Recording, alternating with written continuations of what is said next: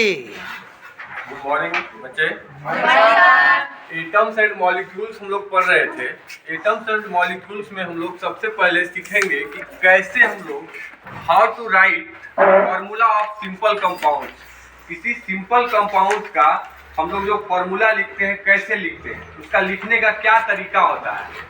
लिखने का सबसे सरल तरीका ये है कि कोई भी मान लेते हैं, हम कोई भी कंपाउंड लेते हैं, थोड़ी देर के लिए एक फार्मूला लिखते हैं हाइड्रोजन क्लोराइड का। हाइड्रोजन क्लोराइड का फार्मूला लिखने के लिए सबसे पहले हमको किस चीज की जरूरत होती है, उसमें उस कंपाउंड में कौन कौन सा एलिमेंट है उसके बारे में हमको जानना जरूरी है। उस एलिमेंट्स को अगर हम जान लेते हैं तो सबसे पहले उस एलिमेंट्स को हम लोग पता लगा लेते हैं कि कितना एलिमेंट्स है। मान लेते हैं कोई भी कंपाउंड जो होता है दो या दो से अधिक एलिमेंट्स के मिलने से बनता है।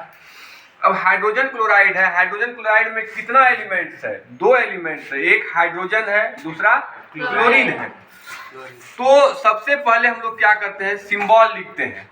सिंबल मान लेते हैं एक हाइड्रोजन है, दूसरा क्लोरीन है। एक हाइड्रोजन हम लिख लिए, दूसरा क्लोरीन लिख लिए। इसमें दो ही एलिमेंट्स हैं, दोनों एलिमेंट्स के सिंबल्स को हम लोग लिख लिए। उसके बाद हम लोग क्या करते हैं कि किसी भी एलिमेंट्स का जो वैलेंसी होता है, वैलेंसी को हम लोग कहाँ लिखते हैं? नीचे की तरफ लिखते हैं। किसी भी एलिमेंट्स के वैलेंसी को कहाँ लिखते हैं? नीचे लिखते हैं। और नीचे लिखने के बाद सिंपली उसको क्या कर देते हैं? क्रॉस कर देते हैं। क्या कर देते हैं? क्रॉस। जिस तरह से मल्टीप्लाई होता है उस तरह से क्रॉस कर देते हैं। तो ये हमारा हाइड्रोजन एक एलिमेंट है, दूसरा एक एलिमेंट क्लोरीन एलिमेंट है। हाइड्रोजन का सिंबल H है, क्लोरीन का सिंबल Cl है। हाइड्रोजन का वैलेंसी कितना है? 1 बता चुके हैं पहले ही। क्लोरीन का कितना होता है? 1 होता है। अब इसको सिंपली हम लोग क्या किए? क्रॉस कर दिए। तो क्या हुआ? H1Cl1। 1 का कोई मतलब नहीं है, कोई मीनिंग नहीं है। इसको हम लोग सिंप्लीफाई फॉर्म में कैसे लिखेंगे? HCl। इसी तरह से अगर हम दूसरा फॉर्मूला डिराइव करें हाइड्रोजन सल्फाइड का, एक सिंबल हमारा हाइड्रोजन का है।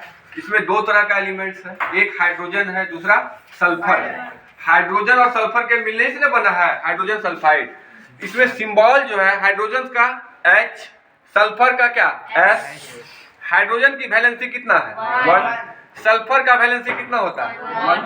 इस तरह से सल्फर का वैलेंसी 2 होता है, 1 नहीं होता है, 2 होता है। तो इसको हम लोग क्या किए? क्रॉस कर दिए। तो ये क्या हो गया? H2S। H2S। यहाँ पर S1 भी है, तो 1 का क्या है? कोई मीनिंग नहीं है। ठीक है, तो सिंपली हम लोग इसको क्या कहेंगे? H2S। तीसरा है कार्बन टेट्राक्लोराइड। कार्बन टेट्राक्लोराइड के फॉर्मूला को हम लोग कैसे डिराइव करते हैं? कार्बन टेट्राक्लोराइड में दो एलिमेंट्स है। कौन कौन सा एलिमेंट्स है? एक कार्बन एलिमेंट्स है, दूसरा क्या है? क्लोरीन। तो कार्बन्स का कितना? कार्बन्स का एक एटम है और क्लोरीन का कितना है? 4 है। तो CCl4 बनने के लिए सबसे पहले कार्बन हमारा सिंबल क्या है? देख लो, एक कार्बन का सिंबल, क्लोरीन का सिंबल क्या होता है? Cl। इसके जस्ट नीचे हम लोग क्या लिखते हैं? वैलेंसी लिखते हैं। कार्बन के नीचे क्या? कार्बन का वैलेंसी कितना? 4। क्लोरीन का वैलेंसी कितना? 1। क्रॉस मल्टीप्लाई किए, C1Cl4 हो गया। इसी चीज को हम लोग क्या लिखेंगे? CCl4। इसी तरह से जब हम लोग फॉर्मूला को डिराइव करना जान जाते हैं कि कैसे हम लोग सिंपल कंपाउंड्स को कैसे हम लोग डिराइव कर लेते हैं, उसके बाद हम लोग उसका क्या सीखते हैं? मॉलिक्यूलर मास निकालना। कि कोई भी फॉर्मूला अगर है, कोई भी कंपाउंड अगर हम बना लिए, उस कंपाउंड का मॉलिक्यूलर मास क्या होगा, उसका वेट क्या होगा, कैसे निकलेगा, उसका निकालने का क्या तरीका है? उसका निकालने का बहुत सिंपल तरीका है। जिस तरह से हम लोग मैथ्स पढ़ते हैं, प्लस माइनस मल्टीप्लाई करते हैं, बस सिंपली जैसे बोडोमास रूल होता है मैथ में, जस्ट लाइक उसी तरह से ये भी होता है कि किसी भी कंपाउंड में कितना एलिमेंट्स है उस चीज को देखना रहता है, और उसके बाद उस एलिमेंट्स का कितना मॉलिक्यूलर मास है।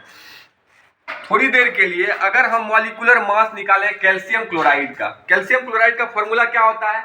CaCl2। कैल्शियम क्लोराइड का फॉर्मूला क्या होता है? CaCl2। अगर कैल्शियम का मॉलिक्यूलर मास कितना होता है? 40 होता है। क्लोरीन का कितना यहाँ पर एलिमेंट्स है? 2 एलिमेंट्स है। एक का कितना मॉलिक्यूलर मास होता है? 35.5। तो 2 से मल्टीप्लाई हो गया तो क्या हो गया? 40 + 71 कितना हो गया? 111 यूनिट। इस तरह से हम लोग कैल्शियम क्लोराइड का निकाले। दूसरा अगर हम वाटर मॉलिक्यूल्स का कहें, वाटर मॉलिक्यूल्स का क्या होगा मॉलिक्यूलर मास, तो वाटर में क्या है H2O। H2O हाइड्रोजन कितना है, हाइड्रोजन का कितना एलिमेंट्स है, 2 एलिमेंट्स है, इसलिए 2 से 1 को क्या किए हैं, मल्टीप्लाई किए हैं। ऑक्सीजन, ऑक्सीजन का कितना एलिमेंट्स है, 1 एलिमेंट्स है, एक ऑक्सीजन का कितना होता है 16 होता है मॉलिक्यूलर मास। तो 2 × 1 + 16, 2 + 16 = 18। ये हमारा क्या हो गया, हाइड्रोजन वाटर का, वाटर मॉलिक्यूल्स का क्या निकल गया, मॉलिक्यूलर मास निकल गया।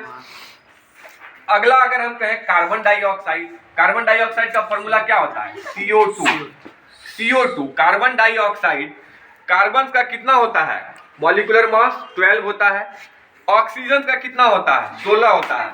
अब कार्बन डाइऑक्साइड में कार्बन का कितना एलिमेंट्स है, 1 एलिमेंट्स है, ऑक्सीजन का कितना एलिमेंट्स है, 2 एलिमेंट्स है। तो ये 12 + 2 × 16 = कितना हो गया, सबको ऐड किए तो कितना हो गया 44 यूनिट हो गया ना। अब नेक्स्ट होता है कार्बन टेट्राक्लोराइड। अगर एक एग्जांपल दें, कार्बन टेट्राक्लोराइड, कार्बन टेट्राक्लोराइड एक कंपाउंड है। इस कंपाउंड में कौन कौन सा एलिमेंट्स है, एक कार्बन है और एक क्लोरीन है। तो यहाँ कार्बन टेट्राक्लोराइड CCl4 है, CCl4 में कार्बन का कितना है, कितना होता है मॉलिक्यूलर मास 12 होता है। क्लोरीन, क्लोरीन का कितना होता है 35.5, 35.5 × 4 कर दिए, 35.4 × 4 किए तो कितना आ गया हमारा 142 आया। 142 + 12, अगर इसको हम ऐड कर दिए तो कितना यूनिट हो गया 154 यूनिट। तो इस तरह से बच्चों अभी हम लोग 2 चीज सीखे लिखना बनाना। एक तो फॉर्मूला को, सिंपल कंपाउंड को कैसे डिराइव करते हैं उस चीज के बारे में सीखे। जब हम लोग कंपाउंड को फॉर्म करना सीख लिए, बनाना सीख लिए, उसका मॉलिक्यूलर मास कैसे निकालते हैं, मॉलिक्यूलर मास इस तरह से हम लोग निकालें। इसमें किसी को कोई दिक्कत? No sir. सबको समझ में आया? Yes sir. धन्यवाद।